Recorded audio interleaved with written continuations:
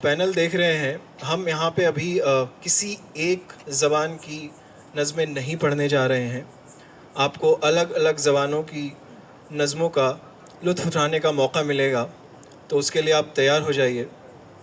और इस कड़ी में जो पहला नाम है वो नाम है जसकरण जी का। और जसकरण जी हिंदी में एक कविता पढ़ने वाले हैं जो केदारनाथ सिंह ने लिखी है, और उसका नाम है देवनागरी। और ये नज़्म दरअसल इस नज़्म में ये बताने की कोशिश की गई है कि जो देवनागरी के हर्फ थे या हर्फ हैं, अक्षर हैं, वो किस तरीक़े से चीज़ों से जुड़ी हुई भावनाओं और उसके एहसासों से लिए गए थे। और आज हम जब देखते हैं, सुबह से हम लोग बात भी कर रहे हैं कि किस तरीक़े से हम अभी भी भाषा के नाम पे लड़ते हैं। तो दरअसल क से कविता की एक कोशिश है कि हर भाषा बहुत ही खूबसूरत होती है, हमें उनके नाम पे लड़ने की बिल्कुल ज़रूरत नहीं है। और मैं अब आगे की बात के लिए जसकरण को आप दावत देता हूँ। वो आपके सामने केदारनाथ सिंह की नज़्म देवनागरी पढ़ेंगे। जी शुक्रिया। ये जो सीधी सी सरल सी अपनी लिपि है देवनागरी, इतनी सरल है कि भूल गई है अपना सारा अतीत।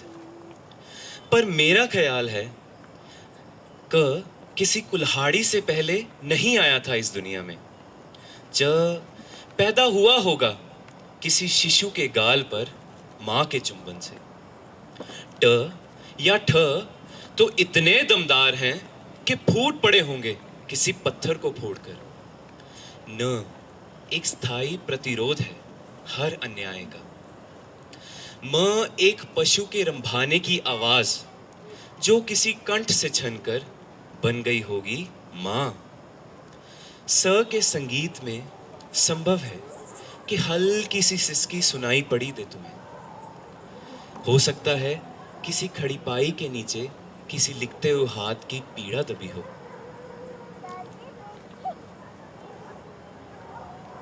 कभी देखना ध्यान से किसी अक्षर में झांक कर, वहां रोशनाई के तल में तुम्हें हमेशा जरा सी रोशनी दिखाई पड़ेगी।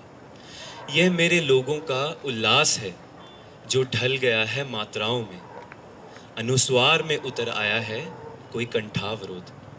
पर कौन कह सकता है इसके अंतिम वर्ण ह में कितनी हंसी है कितना हाहाकार, कितनी हंसी है कितना हाहाकार। धन्यवाद। जसकरण जी इस शाम का आगाज़ करने के लिए कवि हैं सरोज मोहंती, समकालीन कवि हैं उड़िया के।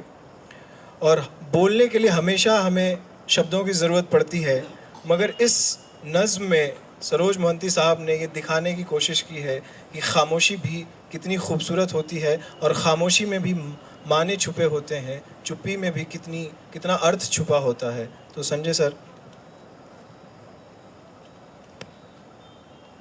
शब्द और नीरवता।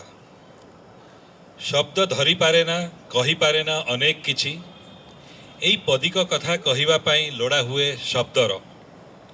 अनेक कथा आमे बुझी थाउ बुझी जाऊ, बुझीचु बोली बुझेइबा लागी पुणी खोजा पड़े शब्दर। जेते बागरे ढंगरे बुझेइले भी नीरवता नीरवता, शब्द शब्द। एकथा भी सत जे शब्दर मेखला पिंधि नीरवता बाजु थाए झम झम छम छम। आउ से मूर्छना को बखाणीबा लगी लोड़ा हुए शब्दर। शब्दरु नीरवता नीरवतारु शब्द जाए यात्रार ए निरंतरतारे आमे चिरकाल। आमर शब्द को भय भय पुणी नीरवता को, जेमिति शब्द को नहीं आमर प्रेम, सेमिति प्रेम को नहीं आमर नीरवता। ശാന്തമായിരുന്നു സായന്തനം. ഗാന്ധിയുടെ സന്ദർശകരിൽ 3 പേർ മുന്നോട്ട് വന്നു. മറാഠ പ്രദേശത്തു നിന്നും ബാല്യം വിടാത്ത ഗർഭിണിയായൊരു മാഹാർ, ഗുജറാത്തിൽ നിന്ന് തന്നെ ഉടൽ പൊള്ളി ഊമയായൊരു ഭീൽ, മധ്യദേശത്ത് നിന്ന് ഇരുകാലുമറ്റിട്ടും വില്ലേന്തി ഊന്നിൽ നടക്കുന്ന ഒരു കോർബ, തപാൽ കാർഡുകൾ കുരുന്നക്ഷരങ്ങളാൽ നിറച്ചുകൊണ്ടിരുന്ന ഗാന്ധി അവരോട് സംസാരിച്ചു കൊള്ളാൻ ആംഗ്യം കാണിച്ചു. മാഹാർ തരുണി വീർത്ത വയർ ചൂണ്ടി പറഞ്ഞു, ഇതിനുത്തരവാദി അങ്ങാണ്. ഗാന്ധി ഒരു സെഞ്ചുറി ചിരിച്ചതേയുള്ളൂ. എനിക്ക് അയാളെ വെട്ടിത്തുണ്ടമാക്കാമായിരുന്നു, പക്ഷേ അങ്ങു പഠിപ്പിച്ചു ഹിംസയെ വെറുക്കാൻ. ഭീൽ യുവാവ് ആംഗ്യങ്ങളിലൂടെ കഥ പറഞ്ഞു. കടക്കിണിയിൽപ്പെടുത്തി അവനെ അടിമയാക്കിയ യജമാനൻ ഒരു നാൾ കിണറ്റിൽ നിന്നും വെള്ളം കോരി കുടിച്ചതിന് അവൻ്റെ നാവറുത്ത് കെട്ടിയിട്ട് പൊള്ളിച്ചു. ചെറുത്താൽ ഹിംസയാകുമെന്ന് ഭയന്നു. അവനെല്ലാം സഹിച്ചു. കോർബ വില്ലു താഴ്ത്തി. എന്നെ മുടന്തനാക്കിയ കടുവയെ അമ്പയച്ചു കൊല്ലാമായിരുന്നു. പക്ഷേ അഹിംസ കൈവിട്ടാൽ പിന്നെ എന്തുണ്ട് നമുക്ക്? ഗാന്ധി പേന താഴെ വെച്ച് തൻ്റെ ശിഷ്യരോടായി പറഞ്ഞു, നിങ്ങൾ എന്നെ മനസ്സിലാക്കിയത് അക്ഷരാർത്ഥത്തിൽ മാത്രം. ഇവിടെ ഹിംസ ചെയ്തത് ആ ബലാത്സംഗിയും നാടുവാഴിയും കടുവയുമാണ്. ഭയം കൊണ്ട് വാസനയെ പിന്തുടരുക മാത്രം ചെയ്ത ആ കടുവയ്ക്ക് മാത്രം അതറിയില്ലായിരുന്നു. മറ്റിരുവരും കാരുണ്യമേ അർഹിക്കാത്തവർ. കുട്ടി, നിനക്ക് പല്ലും നഖവും മതിയായില്ലെങ്കിൽ അരിവാളോ കറിക്കത്തിയോ കൊണ്ട് മാനം കാക്കാമായിരുന്നു. പിന്നെ ഊമകളുടെ ഭാഷയിൽ ഭീലിനോട് പറഞ്ഞു, മൊഴി തോറ്റിടത്ത് മഴു നിന്നെ തുണച്ചേനെ, അപ്പോൾ അഹിംസ? കോർബ ചോദിച്ചു.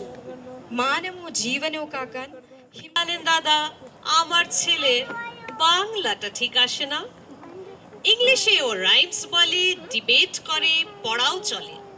আমার ছেলে খুব সিরিয়াস, অলিক স্বপ্নে ভাসে না। জানেন দাদা, আমার ছেলের বাংলাটা ঠিক আসে না। ইংলিশ ওর গুলে খাওয়া, ওটাই ফার্স্ট ল্যাঙ্গুয়েজ, হিন্দি সেকেন্ড। সত্যি বলছি, হিন্দিতে ও দারুণ তেজ। কি লাভ বলুন বাংলা পড়ে? বিমান ছেড়ে কেউ ঠেলায় চড়ে? বেঙ্গলি থার্ড ল্যাঙ্গুয়েজ, তাই তেমন ভালোবাসে না। জানেন দাদা, আমার ছেলের বাংলাটা ঠিক আসে না। বাংলা আবার ভাষা নাকি? নেই কোনো চার্ম বেঙ্গলিতে। সহজ সরল এই কথাটা লজ্জা কোথায় মেনে নিতে? English very fantastic, Hindi sweet scientific, Bengali is glamourless, or place এর পাশে না। জানেন দাদা, আমার ছেলের বাংলাটা ঠিক আসে না। বাংলা যেন কেমন কেমন, একঘেয়ে আর ঘ্যান ঘ্যানে। শুনলে বেশি গা জ্বলে যায়, একঘেয়ে আর প্যান প্যানে। কিসের গরব, কিসের আশা, আর হাসে না বাংলা ভাষা। কবে যেন হয় বেঙ্গলি ডে, ফেব্রুয়ারি মাসে না? জানেন দাদা, আমার ছেলের বাংলাটা ঠিক আসে না। Green is gold, her hardest hue to hold. Her early leaf is a flower, but only so an hour, then leaf subsides to leaf. So Eden sank to grief. So dawn goes down to day, nothing gold can stay. Dhanyawad. मोहब्बत वो कहानी है कि जिसकी इब्तिदा से ही हमें मालूम होता है कि इसकी इंतहा क्या है, मगर हम फिर भी सुनते हैं। मोहब्बत वो कहानी है कि जिसकी इब्तिदा से ही हमें मालूम होता है कि इसकी इंतहा क्या है, मगर हम फिर भी सुनते हैं। हमें मालूम होता है कि किस किरदार ने किस मोड़ पर क्या चाल चलनी है, हमें मालूम होता है। हमें मालूम होता है कि किन राहों पे किसको सूरते गर्दे सफ़र होकर सफ़र की इंतहा तक हम सफ़र के साथ रहना है, हमें मालूम होता है। हमें मालूम होता है कि किस किरदार को एक रोज़ आखिर ये भी कहना है कि कोई बेवफा होगा तो आखिर किस लिए होगा, कि कोई बेवफा होगा तो आखिर किस लिए होगा, कोई तुझसे जुदा होगा तो आखिर किस लिए होगा। हमें मालूम होता है कि एक दिन किसने क्या कह के किसको छोड़ देना है।